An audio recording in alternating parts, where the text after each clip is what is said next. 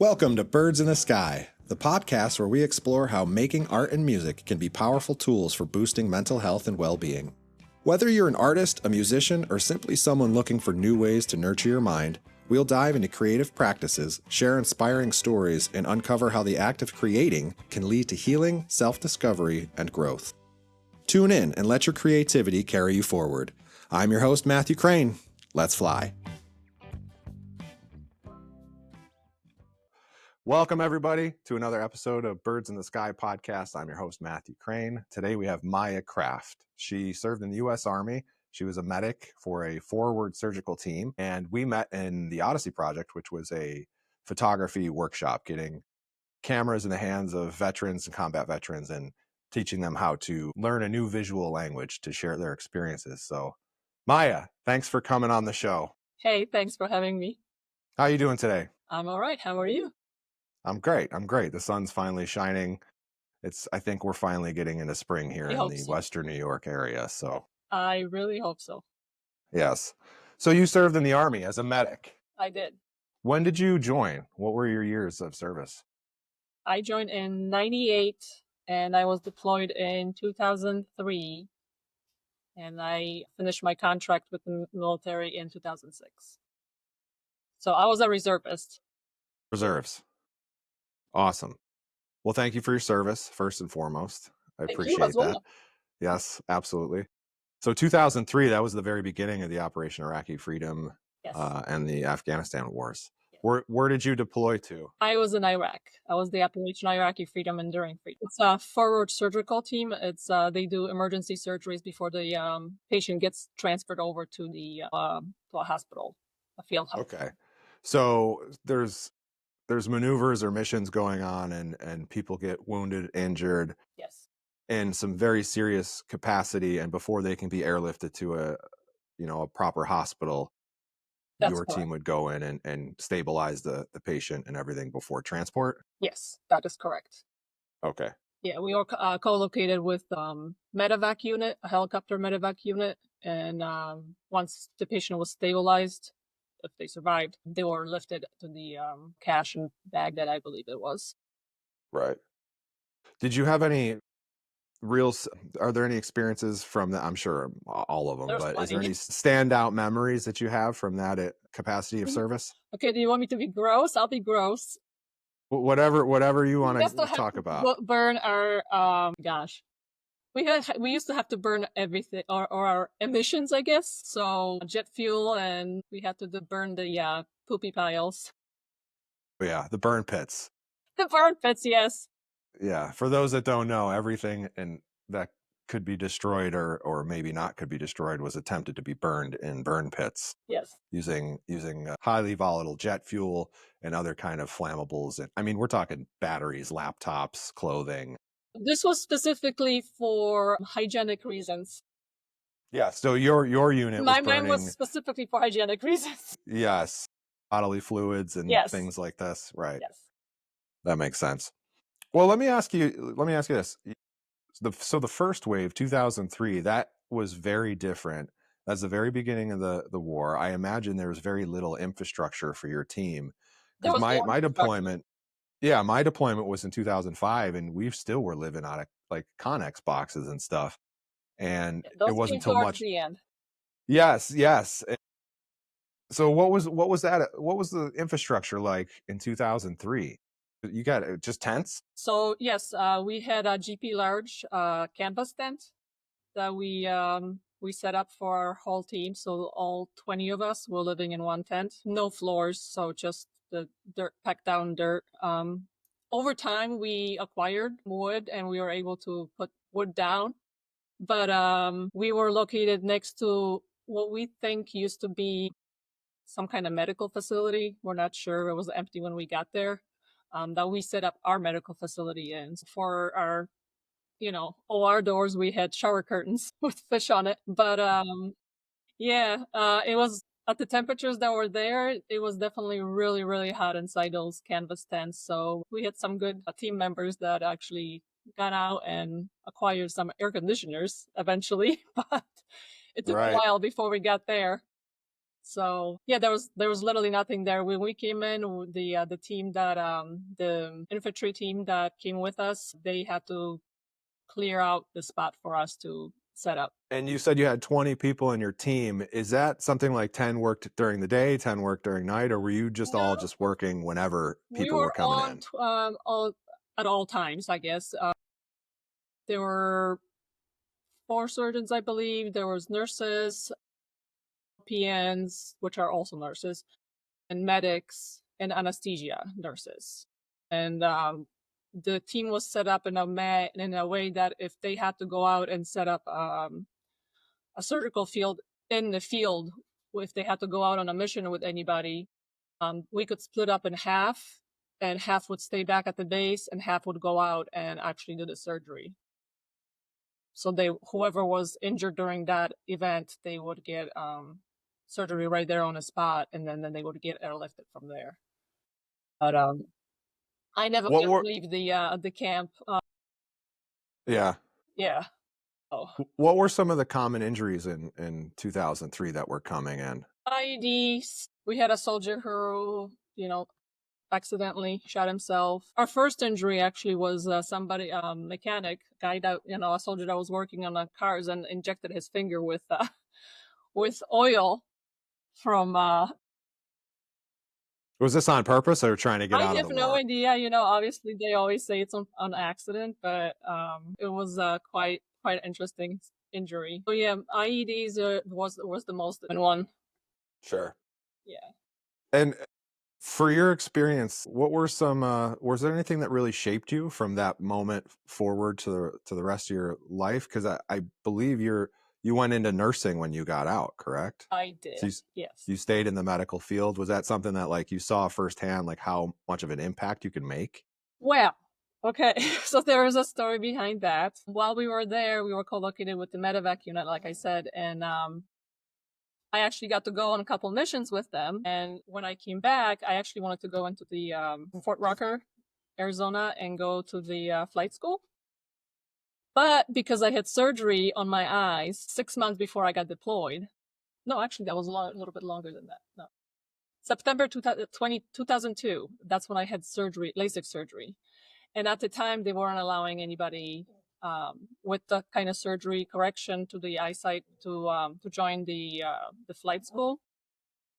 I actually got in contact with a colonel at the Fort Rucker School, and I got her to accept me into the program after I sent her all my medical documents.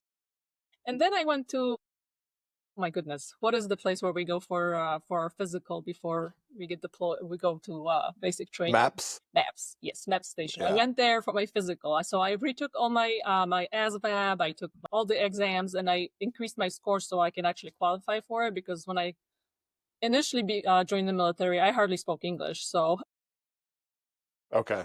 my tests weren't the greatest. I mean, I was lucky to get a medic. When I went for my physical for the flight school, the doctor says, "Oh, you wear glasses." And I said, "No, I had LASIK surgery." And I explained what I did with the colonel in Fort Rucker, because she was running a study for soldiers that actually were undergoing surgery after they've already been pilots. And he's like, "Nope, the regulation states that you cannot have a vision correction before you join the flight school, so you're not going." So that's when I decided to switch over and do something other than that, where I can still help. So initially, I went into and wanted to become a surgical technician. That was part of those people were part of our team. They scrub in, and they are the sterile part, in the sterile field during the surgeries. And after a year, I noticed that there was a nurse in the room that was always there. And I thought that was just maybe part of whatever was happening in the military. I mean, that's how little clueless I was at the time. And I said, "Hey, I can totally do that." So I switched over, and so I went to NCCC for surgical tech program, and I finished my first degree in nursing at NCCC. I just transferred from surgical tech to nursing program.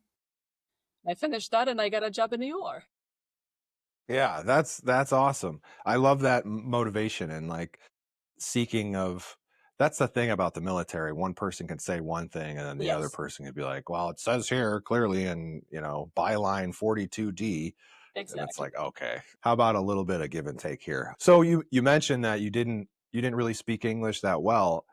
What was your I don't know your backstory. I don't No, know how you joined the military, anything like that. So is that something you want to talk about? Like, well, what is your sure. first native language? What My language are you native coming language, from? I'm originally from Poland. So I From was born Poland. in Poland. I was 16 when I moved here with my parents and my brothers. And I finished high school here. So I went to 10th, 11th, 12th grade by where I lived in Cheektowaga. And I finished school there. But you know how you have foreign languages here? And you learn and you sort of know some stuff, but then you get thrown in, well, I don't know if a lot of people get thrown into that stuff, but I got thrown into, the English speaking world, and I was like, oh my gosh. But I still was able to finish my high school here with pretty good grades. I mean, it took me 6 hours every night to do my homework, but who's counting now? Right. And I joined in '98, so 2 years after I moved over here, I joined the military. Um, My old unit, 865th Combat Support Hospital in Niagara Falls.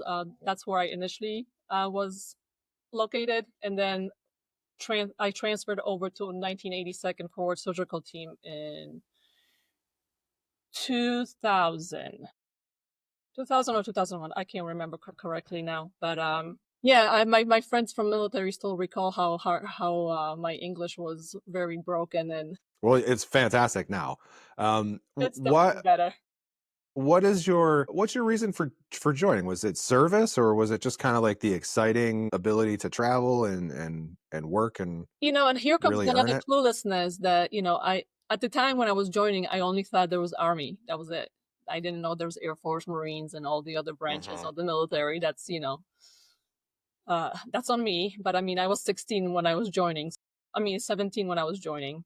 And I actually signed the contract when I was 18, when I was actually still in high school. So they had to hold me back before I going over to for basic training for a year, but I was still allowed to do drills. I lost my train of thought. I do that a lot. Well, yeah. Well, no, that's okay. Why you joined? Like, what was Why the I reason joined, for I see. joining? Okay, Yeah. so that was towards the end of my high school, and I was thinking, okay, well, I could do college, but I have no funds because we just moved here. My parents have no savings whatsoever, so it's pretty much just on me. And I grew up, which recently kind of my brother brought it up to my attention that I grew up in communist time in Poland, and in 96, 95, 96, that's where communism was going away, sort of. So pretty much my whole life I was expected to succeed and be best of the best, and have the highest grades and things like that, and I always did. um so that kind of mentality, I guess, stayed with me. I mean, it's still with me. Right. It Right. doesn't go away. So I said, well, if I wanted to go to college and not have all these debts, I can join the military and, have some new experiences. And then, I also can get, college funds. And yeah, that's. It's a great. I mean, it's a very similar story to a lot of people in Mhm. that, like, I'm from this country, but I still couldn't afford going to college, right? And I still Yes. was like, I didn't really want to be saddled with all this debt. And hey, there's this opportunity to travel and do new things. And then, like, when I swore in, it was 2 days before September 11th. Oh, So geez. you do all yeah, you do all these things. Like, I think I'm going to make a better life for myself, and these are my options. Here's my best option. But then there Yes. in the back of your mind, there is that you are joining a war fighting force. Hmm. So that possibility is always there. Was Yeah. there any time where, when we started, you joined in 98 and we didn't enter these wars for a few more years? When that started developing, was there like oh crap, I made a bad decision? Or was this okay, cool, we get to actually use our skills and Well, see if it we can was help one of those people? things, where Cookie, look up. My dog is being needy. That's okay, we love dogs. So I used to work for a company that would make that was making pacemakers. Obviously, I was a reservist, so I worked full time during the week, and the weekend warrior once a month. That's what I did. And 9/11 happened. Obviously you get panicky and, oh my gosh, what's happening? What's going to happen now? How soon are we going to have to go? And it took a while for us to get sent over there. And, the entire time, my team, the higher ups in my team, they're like, oh, we're reservists. We're probably never going to go. Yeah. We're sending you guys We were, first. we were the first FST on ground. So That tracks. yeah. Yeah, that whole story tracks. That, oh, we're probably not going to go, and I'm pretty sure the reservists spent most of the time over there. Exactly. So when they told us, when we came back, they told us, oh, we're good for a while. I'm like, yeah, I don't believe you. I don't believe Yeah. you. And of course, we came back at the end of 2003. So there was other 4 surgical teams that replaced us. And towards the end of my service contract, they were already saying, oh, we're sitting on the balloon waiting for the deployment orders, so my anxiety was like through the roof. I actually was going to transfer from the Army to the Air Force. I have a few friends that are Air Force, and they were telling me, that if you get deployed for 3 months, if you agree to go for 3 months, you go for 3 months and you come back, rather than let's go for 90 days, and at 90 days, oh, you've been extended another 90 days, and it's just like never ending, extensions that you have no idea when you're coming back. So yeah, they could be 10 months, 18 months. exactly. So that's pretty wild. I love hearing people's stories of how they got into the service and then sort of like what they did in the service. Everybody's story is unique, but they seem to follow similar like breadcrumbs, like bread trails, right? Yeah. So it's money and excitement. Money, excitement, or family tradition. I know my best friend Stephanie. She was actually my roommate at the time when we get deployed. It's a family, family tradition. Her dad was in the military. Her older brother is in the military, and she also joined the military. I think that's a good way for people to get in because you realize it's not this thing to be feared. Like it's actually because there's people that don't have anybody that ever served and they kind of look at it like it's a life-changing decision. And it is. It is. But if you know people in your family who've gone through that pipeline and they come back, they seem to be just like a little more interesting than other people. And Or it's scary. because they're or scary, right? But even that scariness kind of could be interesting. There's people in my family that serve too, so I can identify with that because it made my path a little easier to say, yeah, I can do that. That's fine. 4 years, let's do it. Yeah. And I only served 4 years, but you did active duty, right? I did active duty, yeah. So it was all 4 years, Yeah. every day for 4 years. Or mine was, 1 week in a month, 2 weeks a year, and of course we had a sign like that in our hospital too. It says 1 week in a month, 2 weeks a year on my ass. Yeah, to be honest, I think Because it was not that. I think active duty was easier for me because it was like, I'm here for 4 years. I don't have to live between 2 worlds. I'm in this world. This is the world I stay in. For reservists, I don't know if I could do that because then I go home and I like work a regular job and I feel like I would kind of lose connection with like military bearing and uniform regulations and remembering, like different ranks and No, that actually things was like the that. easy part.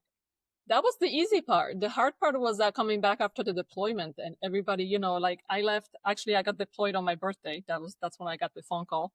Fun Times, yes. Fun And times. just started college, so I had to drop out of college at the time. Me and Stephanie, we had to break our lease on the apartment that we were renting. And I left in when did we leave? End of January. So we got the phone call towards the end of January, and like within 2 weeks, we were in New Jersey, Fort Drum. I mean, not Fort Drum, Fort Dix, Fort Dix, New Jersey, within a couple weeks. And so when I left, I had, you have certain friends, you have certain level of connection with those people, and then you're gone. And even if you try to, keep up with that connection over the emails and stuff like that, and sometimes satellite phone calls if you got the chance, they've moved on. You know what I mean? The only people that lived alongside me are the ones that were in my unit, and I could get along with them better than I could get along with the people that I left behind when I left. So I think that's the toughest part of being a reservist and getting deployed is the fact that you have a completely different life outside of the military. Where if you're in the military, I guess it would be not necessarily easier. I can't say it's easier, but it's easier on your relationships because majority of your relationships are your military relationships. So, Sure. And then on this topic, what was the experience as a reservist of separating from the military? Because I know, speaking from active duty people and my own experience, when you're 100% in that world for your enlistment and then you come back, they're almost like you were saying, everybody's moved on. mhm. So I had friends that started college and graduated college in this time period that now I'm coming back still mentally like a 17, 18-year-old because I Yeah. haven't experienced the world and paid bills and had job applications. Like I've not done any of that. So I felt kind of behind. What was the experience like coming out of the reserves? Was it different because you were already kind of rooted and had a job? That's yeah, I mean, I had to go when I came back, I went back to living with my parents for a short time, until I found my own place. I went back to the same job I had before I left because that's by law required for them to hold a position for you or equivalent position. I remember going back from because the job that I took before I left, I was going for chemistry and I was in a room where I was mixing chemicals for the pacemakers. And when I came back, that job I was doing that job by myself pretty much in a room before, and after I came back I couldn't be by myself, so I actually had to leave that position and go to a regular position with rest of the people, but it was definitely not the same. So yeah. Sure. And where does art and photography fit in? Like later, like a few years after this, right? Almost 10 years, the Odyssey Project started in 2019 through Brendan Bannon. Mhm. Were you making art or photographing before that, or what was the appeal to checking that project out? I mean, I was always interested in photography, just as a pastime, and taking pictures of the nature and stuff like that. Nothing professional whatsoever. At the time, I found the little pamphlet, about the program, about the Odyssey program. I just went through the PTSD program in Batavia, and we were using a lot of art over there. We were using clay, we were using drawings, we were using all different stuff, and one of the best things that I found was coloring was actually very relaxing for me. So, uh, when I came back home and then the program started, I was like, this would be really good because I have a hard time articulating like well the emotions. And we're taught in the military you don't have emotions, they break you down, build you back up, and you are who they say that you are, right? And so I said I want to do it. So that's why I did it. And I mean, it helped a lot with everything that was going on in my head, to do What do you think was helpful about it? You mentioned not being able to like articulate things properly. Was it a way to like the projects themselves, like the titles of the project, coming home, what does home mean to you? Those things, they kind of triggered like images in my head. The best one was the one with the dreams, the recurring dreams that I actually forced myself to learn Photoshop because I couldn't figure out how to make the photos that I wanted to come out that were in my head.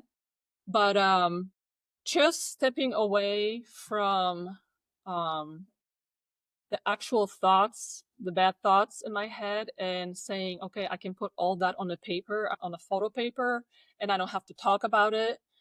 Anybody with my kind of experience will understand. Even my mom, when she came to the gallery and she saw the photographs, she started crying because she's like, I now know what's going on.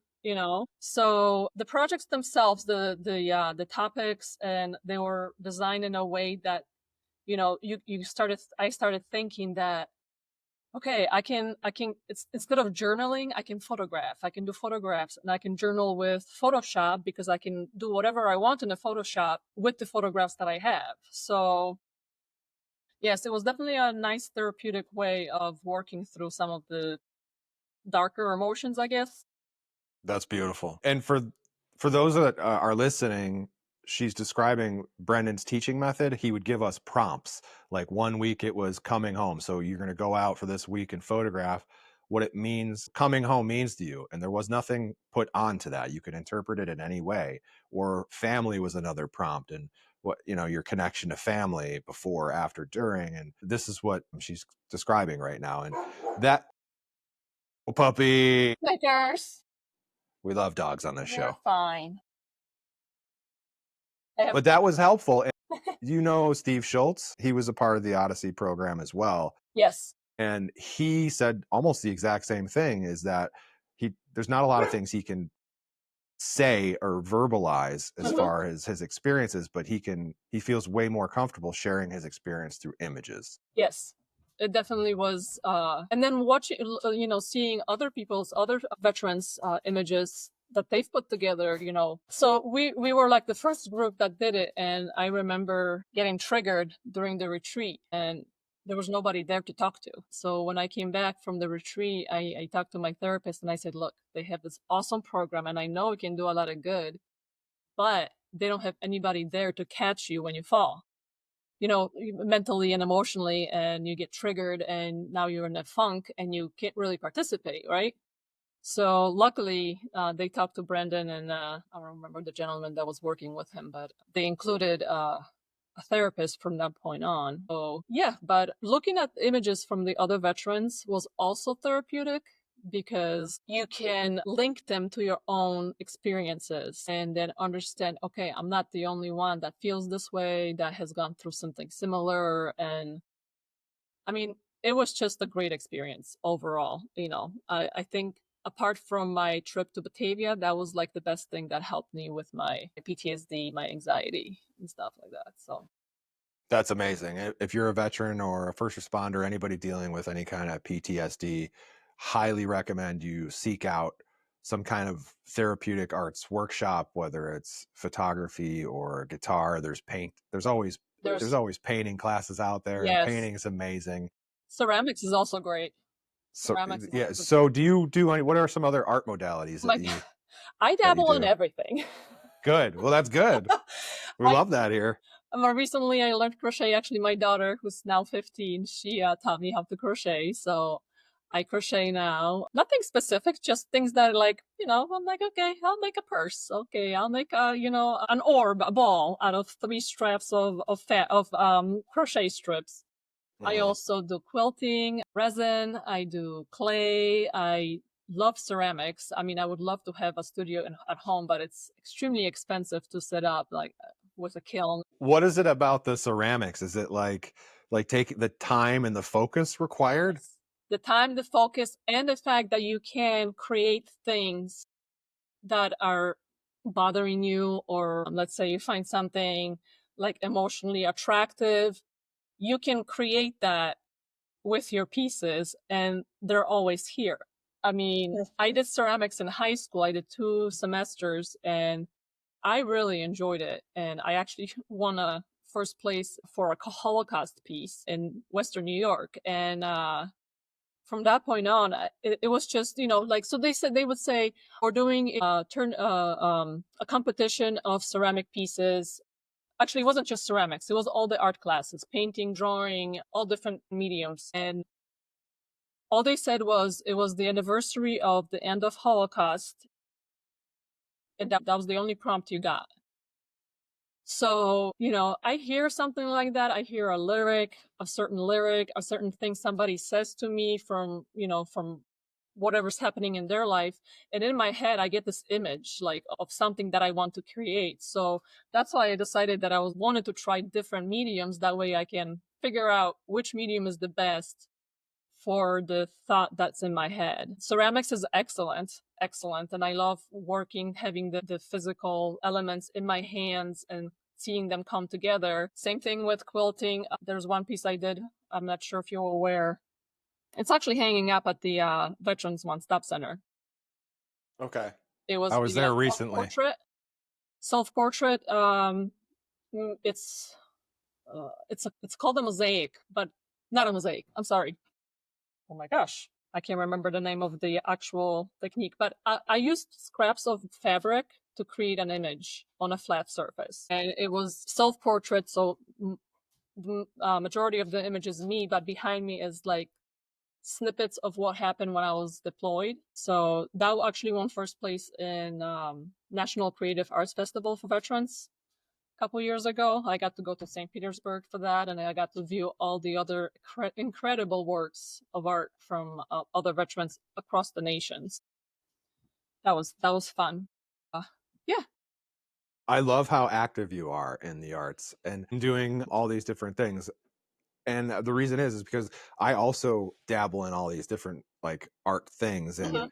for me, it was less about getting the image in my head to the right medium, connecting the right thought to the right like outlet. Mhm. And more or less, it was more for me about when I get hung up on music, I can move to painting. Or when I have a creative block for painting, well, there's writing. Or if I Okay. have a creative block for writing, well, there's this other thing, right? So for me, it was like, I don't want to be stuck at one thing or another. I have to keep moving forward Yes. and creating. So it's cool to hear how it's different from artist to artist. Yeah. So thanks for sharing that. Yeah, absolutely. And I want to share some of your images when I actually sit down and edit this podcast. I was wondering if I could do that. Some of the Odyssey images that you Yeah, made that'd be great. I mean, do you need me are. to send them to you, or? You could send them. I could try to pull them from the web. If they're not the right resolution, we And could I'm do some sure sort of Brandon exchange. has all of my stuff. He's always. Yeah, Brennan, I no doubt has it. Yeah. Brendan was on the podcast as well. That's awesome. We've had a couple of Odyssey members on the show. So back to the thing at hand. Are you still making pictures? Are you still doing photography? I do. It's nothing specific. It's the greatest and the worst invention of our generations is the phone. So I bought the better phone that has a better camera on it, so that way I don't have to lug around the big one from Yeah. from the Odyssey project. And so sometimes I still like to do nature. I like to do clouds. Clouds are very interesting to me. I don't know, not quite What's appealing about right. clouds? I'm not What's sure. your attraction? They're always changing. They're never the same. It's like snowflakes. Not one is ever the same, and you find shapes in the clouds, and I can just lay there and watch clouds passing by like nobody's business. It's like watching a sunset for me. Mm-hmm. It's almost the same every day, right? The sunset, as long as the conditions are the same. But clouds are always changing. And I actually found out that there is a photography club with clouds, and you can just submit photos of clouds. Cookie, stop. You're being very. Clouds always trip me out. It's just like this blob of water floating around above you. It's amazing if you It's like think a about it. pool. Yeah. If you think about it, then you're like, oh, look how dark that one is. How much water must be in that one. I wonder how low it is because there must be clouds above it. It's like, makes you think about other stuff than just your regular day-to-day stuff. It's now that I'm thinking about it, it's actually kind of a good analog for what we're talking about. Is Yeah. clouds, they're made up of just water, but Yep. they're always changing. Always. They're always moving. Yep. They're never in the same spot twice, and they're never in the same shape twice, right? Exactly. And the cloud that you're looking at now could have been in the rainforest 3 months ago, Exactly. on a different side of the planet, and that's where it is now. That's what really trips me out. But the constant need for growth and change and staying moving, I think, is important for especially veterans to definitely not be static and stuck in one place. We are not designed to be static, for sure. There's some No. people that are okay with not a lot of changes. My attention span for specific thing becomes very short if it becomes stagnant. Mm-hmm. I try to find other things to interest in my mind, and like I said, all the different mediums of craft are just great for expressing your thoughts, what you're feeling, and it's, I mean, it's just great. Let me backtrack real quick to the Odyssey Project. When you were in the project or working with the camera, what did you discover about yourself? Did you find any memories that were repressed that you forgot you had that were eating up at you? Or did you just learn more about yourself and how you want to move forward in life? What was something that you took away from that? A little bit of all of that, and then dealing with with the experiences while I was there. We do repress a lot, and like I said, during the retreat, I was definitely triggered by one of the pieces, and it made me think about things that I was actively trying not to think about because I Okay. knew they were upsetting for me. It definitely made me face my uncomfortable emotions. I was definitely suppressing a lot by that point. Did you find value in that? Sorry to interrupt, but No, facing that's a definitely. big part of there's a big like that's a big barrier to therapy is people just are not willing to face that stuff. So we Mhm. repress things sometimes without even realizing that we're repressing them. That's why I asked, and I'm glad that you brought that up. Is yeah, I don't like think that it's like if I'm making something, it's a work in progress. So what my initial image might be in my head regarding what I want to express, I do a little bit at a time. That way it's not overwhelming. That way it doesn't overwhelm me to the point where I'm like, okay, I'm not doing this anymore because I don't want to deal with these emotions anymore. But because I do it a little bit at a time and I'm focusing on the creative process rather than the actual emotions that are happening in my head, because I look at a piece of fabric or piece of colored clay and I'd be like, okay, well, let's make this shape. Okay, and then inside here, like in my heart, I get like this feeling of, I don't even know how to explain it. Like I get this like emotional tug, like, okay, this is the right piece for this art, for this thing that I'm creating. So is that a hard thing to do is to listen to your heart when it it is. tugs, when it Yes. describes and says this is the way we want to go. And you Mhm. might be like, I don't know if I If I really intellectually want to want to go go there, that way, yeah. but your heart says, no, no, that's where we're going. And the thing Yeah. is, once So, that thought is stuck in your head, like you get that feeling, and you're like, okay, well now I have to follow through because then it's just gonna bother me. It's just gonna right.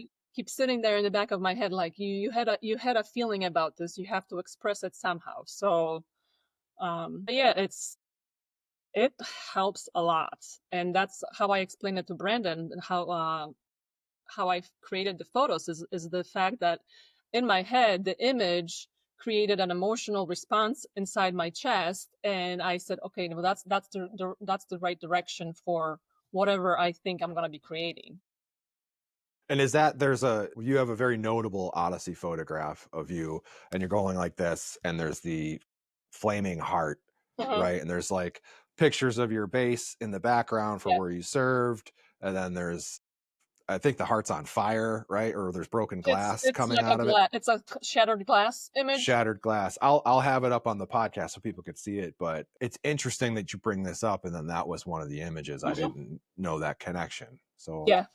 talking about that. And another one I want to show is uh I don't know if it has a title, but it's a multiple exposure of you smiling behind depression, right? Yes. That is very powerful because that's something I've written about and journaled before I sought any mental health. When I got out of the military, I used to Mhm. write and journal a lot. And it was always like I'm this clown hiding behind a smile, right? Or I'm this deeply wounded person, but I put on this big smile and people think I'm a-okay. Yes. But it was a farce, right? It was totally, today it's real, but then it was just not real. So that hit me hard. That hit me really hard. So I'm looking forward to sharing that image. I'm glad, it's and during the gallery hours where my family actually came out, and my mom had her emotional response and she's like, now I know what you're going through. There's people that don't get it. Like my mother-in-law, she's like, I love her to death, but she's like, what did you mean by that picture? I'm like, well, there was a reason there was a picture because I don't really feel like talking about it. Sure. Yeah. I mean, it's just supposed to make you feel one way. If you go in and you look at a piece of art, that's the other thing. Like, if you're listening and you don't understand art, like my sisters saw Rothko one time and she's Mhm. like, I could have painted that. And it's like, but you didn't, Yeah, you didn't. right. Right. So that's somebody else's idea and they put it out there. Yeah, And that you don't have to always understand art. The point is, does it make you feel something? If you exactly. walk up to a piece of art and you 100% or feel zero anything, then it's probably not a good piece of art for you, For you. Yeah, right? exactly. Because it can resonate to somebody else. Seeing, I know a lot of your photographs, and I couldn't imagine looking at one of them and not understanding that. But I that's think when I look through our book, the book that we got at the end, I definitely see experiences and, same emotional turmoil in other photographs that I'm going through. And actually, those are helpful for me as well. Not isn't just that what you I created, but yeah, also that's others. what's very unique and special about that book and that program is Mhm. that it just because we've all served in different branches and in different geographic locations in the world, yet we all have this same sort of vibe and feeling, not just towards each other, but towards ourself and what we experience. Exactly. And that's really kind of like I would love to get veterans engaged nationwide in some kind of therapeutic arts just so Wouldn't they that be can awesome? yeah, just like as part of separation, right? Just to be able to help identify who they are a little better. They don't Exactly. have to go make art, but like, force people to do the real work, the self work and Yes. investigate where things might go off the rails. Oh, I absolutely agree. I mean, the National Creative Arts Festival, the annual one that is run through the VA program, the only limitation to that one is the fact that you have to be registered as a patient at the VA hospital before you can participate. Hmm. And a lot of veterans don't. Yeah. Once they cut ties, they're like, nope, I don't want nothing to do with anything sort of federal. Yeah. So that's I will say in my experience, the VA, as much as it is part of the federal system, it is different than the DoD. They that is are true. a Yes. lot nicer than the DoD. They're still mean. It's still a federal job. It's still a federal position, but they're a lot easier to work with than the DoD for Yes. sure. So Yes. don't be afraid of the VA. That's right. Don't be afraid of the VA. I actually convinced my neighbor across the street who was Vietnam veteran era. And he's like, well, they really can't do anything for me. And here I am. I already did my little stint at the benefits as a benefits employee. So I'm like, hey, wait, how long have you been in? What's your active duty status? Okay, well, you Right. can qualify. Just because you think you don't qualify, you can qualify. You just need to apply. It doesn't cost you anything. So, and now he's getting all the support he needs because he is going blind. So they provide all the support, all the equipment, everything for him that he needs to live a fulfilling life. So, Yes. I mean, for any veteran that's listening, don't be scared to apply for a benefit. You never know. You never know what your experiences, what your time in the service, however short, however long, will get you. And the Absolutely. there. And one more thing on that, I do advocate everybody. It's your right to find healthcare that suits you and Mhm. that fits you best, right? If you don't just go to the VA because we're sitting here telling you to go to the VA. If you go to the VA and have a bad experience, then go somewhere else, right? Exactly. Because I definitely have heard real life scenarios where the VA has done an abysmal job, but that's true in any healthcare facility. So Exactly. just be very you are allowed to be choosy about the kind of care that you receive for sure. Be your own advocate. If you Be don't your own like advocate, something, you yeah. speak up, you go somewhere else. You don't have any, once you're in, you don't have any restrictions on where you can go. So, Right. Well, back to making art, and then we can wrap this up because okay. I've already held you captive for an hour here. So no, good. This is a good conversation. I guess I had another couple last questions, and going back to the barriers of arts and things like that. Are there any incorrect assumptions that people that have never tried art have, I'm or not artistic. I'm not artistic. What would you say to people that say that, like who could benefit, say a veteran or a first responder that could Anybody. Anybody can anyone? benefit from this. And if you think you're not artistic, just think about when you were a kid, all the pictures and drawings you'd made for your parents, and you didn't have to be artistic. It just came out. There was no hard work about it. It's just as we grow up that we are told that, oh no, this is not the right way. You have to worry about getting a education and getting a job and making the money and paying your taxes. Well, at some point in your life, especially when you were younger, pre-K, kindergarten, even elementary school, there's a lot of arts and crafts that you do to express, what you're feeling or what you are learning about, which is a great way to learn too. And I know my daughter is always doing some kind of art project for her social studies. I'm like, okay, well, I mean, it's one way to reinforce what you've learned. Yeah, you don't have to be artistic. You'd be surprised at how much artistry you find inside yourself once you give it a try.